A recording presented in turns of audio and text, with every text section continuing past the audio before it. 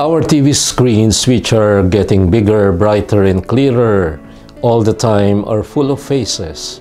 Familiar faces, beautiful and handsome faces of our favorite anchor women and anchor men, newscasters, actors and actresses, politicians, why even religious leaders and televangelists.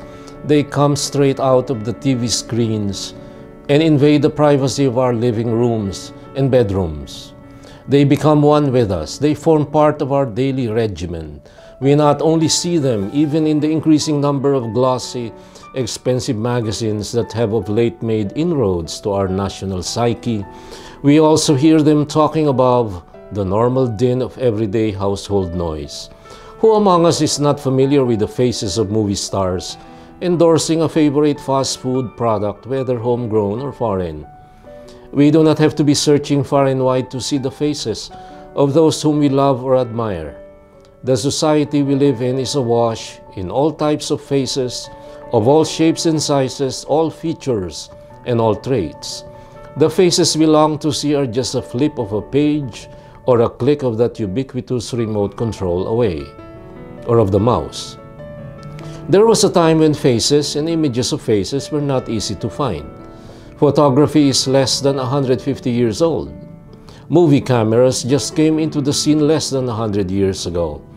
Only churches and oratories had faces, images of God, the saints, and biblical characters enshrined in awesome paintings, statues, murals, and huge stained glass windows that not only portrayed pious faces of yore, they also told narratives of greatness, Christian heroism, sanctity, and martyrdom. They told stories about a God who was, in the famous words of a theologian, Otto, I think it was, tremendum et fascinosum, a tremendous and fascinating God. Rex tremendi majestatis, O King of tremendous majesty. It was not difficult to look for the face of God. It was not difficult to see God everywhere. The world, to use the words of Hopkins, is charged with the grandeur of God. To be prayerful, to come to recollection, to fathom the depth of the mystery of this God, all seemed simple and easy enough.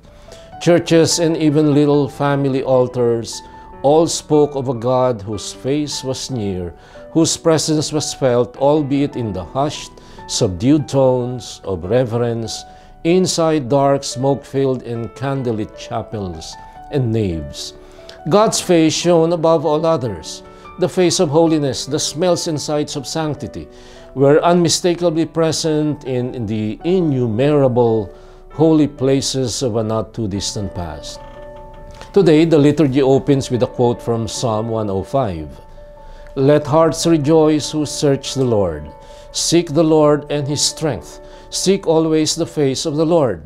This we are counseled amidst a time and culture awash in thousands of faces other than, apart from, and different from the holy face of God.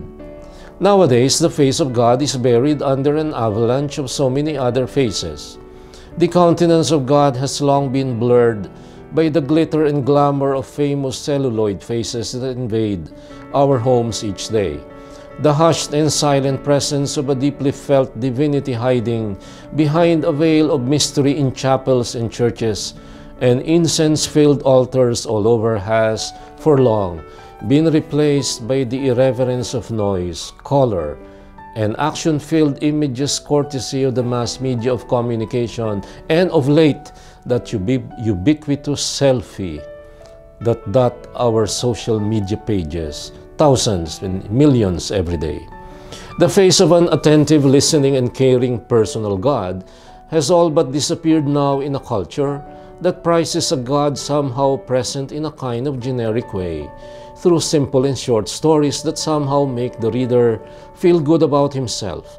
Have you noticed how our bookstores are crammed with inspirational books that are nothing but anthologies of such stories that inspire above all and do no more than make us think pious thoughts that are then mistaken for deep religious sentiments? Spirituality thus is taken over by shallow religious feelings. Pious thoughts and feelings take the place of a deep religious personal commitment. It is no wonder that contemporary culture, according to many spiritual authors, stands witness to the eclipse of God in the lives of modern women and men of our times. God has been progressively overshadowed by the clutter of so much consumerism and materialism on the one hand, and the self-centered pursuit of pleasure on the other, and let me add, the selfie culture. The face of God has been trivialized, if not taken for granted, downright ignored or replaced by that selfie. Today, as we join the whole church in giving fitting worship to the God who showed his face to Moses, and the prophets of old, the God who showed his human face in Jesus Christ our Lord, his only Son, we are brought once more face to face with the reality of his ongoing presence in the church and in the world and in the person of each and every believer. Where is the face of God?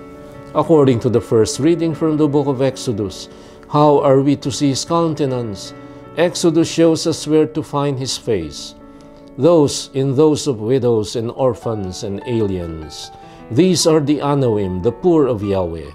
Those who enjoy God's predilection. These are those who, being poor, can only call on God, who is their strength, their rock, their fortress, their deliverer. And God did not fail them. He showed them his compassionate face to the needy, the weak, and the powerless. St. Paul, in his letter to the Thessalonians, gives thanks on behalf of the Thessalonians who turned away from idols to serve the living and true God and to await his Son from heaven.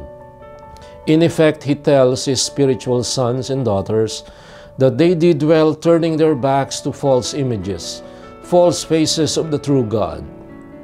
The Thessalonians did not fall for the call of idolatry and the worship of false gods. The gospel sheds further light on how to behold the true countenance of God. The way, Jesus says, is not through learning alone. Both the Pharisees and the Sadducees of Jesus' times prided themselves in being learned. They knew everything there was to know. The Pharisees were walking experts in the minutest details of the law, all 613 provisions in all. The Sadducees loved philosophical and academic discussions. In today's passage, one scholar, a Pharisee, was sent to trap Jesus and ask, "Which commandment of the law is the greatest?" Jesus' answer is the clincher for us today. "You shall love the Lord your God with all your heart, with all your soul, and with all your mind. This is the greatest and the first commandment. The second is like it. You shall love your neighbor as yourself." The whole law and the prophets depend on these two commandments. Herein lies the answer to our deepest inquiry today. Where are we to find the true countenance, the genuine face of God? Jesus tells us in no uncertain terms, it is in love. It is through love. It is only because of love that we can see his face everywhere. St. John tells us God is love. The best commandment is therefore to become what he is, to do as he did, for love is of God. Whoever is without love does not know God, for God is love. That love, however, ought not to rest solely in God. It ought to spill over to others, and a surefire guarantee that it becomes a fruitful search for God's countenance. We are commanded to give that love to God, others, and oneself. We are told to love him in the faces of the poor, the downtrodden, the needy, the widows and orphans who have no power whatsoever. This is then the only way we can see the true face of God. Those who are too preoccupied with their own selves, with their selfies or groupies, with their own concerns, their own selfish interests. In other words, those who do not know and have love other than for themselves will miss God altogether. Too focused on their own countenance, on their own face, they are bound to fail to see God in the faces of other people. Again, to quote Hopkins, Christ acts in 10,000 places, lovely in limbs and lovely in eyes not his, to the Father through the features of men's faces. And this, my dear friends, is your Kalakbay at Katoto in this Sunday's episode of Puso sa Puso, saying thank you and God bless you.